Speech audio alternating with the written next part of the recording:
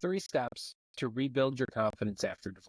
In my practice, I've worked with a lot of men who come to me after divorce, feeling lost and unsure of how to rebuild. They often say things like, I used to feel confident, but now I don't even recognize myself. It's a tough place to be, but it's also the perfect opportunity. Today, I'm going to share 3 steps that I've seen work time and time again for men rebuilding their confidence after divorce. And I'll be honest, the first step might not be what you expect, but it's one that can make all the difference. Let's get started. Step 1, acknowledge the pain and let it out. The first step is to acknowledge the pain.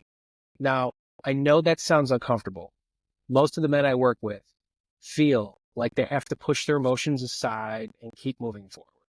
But the truth is, you can't rebuild confidence if you're carrying unresolved emotions. You have to confront them first. So let me ask you, when was the last time you really allowed yourself to feel what you're going through, to admit that it hurts? From my experience, I've seen men who try to skip this step struggle to find lasting confidence. They might power through for a while, but the unresolved emotions always come back. That's why this first step is crucial. It clears the emotional space you need to move forward. But what happens once you've acknowledged the pain? That's where the real rebuilding begins. Let's move on to step number 2. Step number 2, set small and achievable goals. Step number 2, set small and achievable goals. The second step is to set small, achievable goals.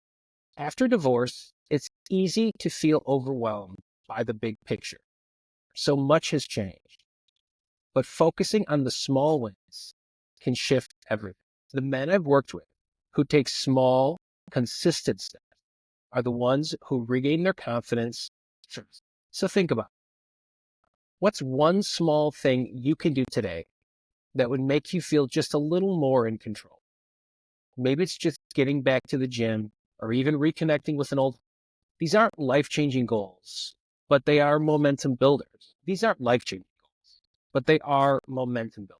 Even small wins give you more confidence, and that momentum starts to compound. That's how real change happens. Not overnight, but through small, steady progress. Think 1% better every day. Step number 3, celebrate your progress.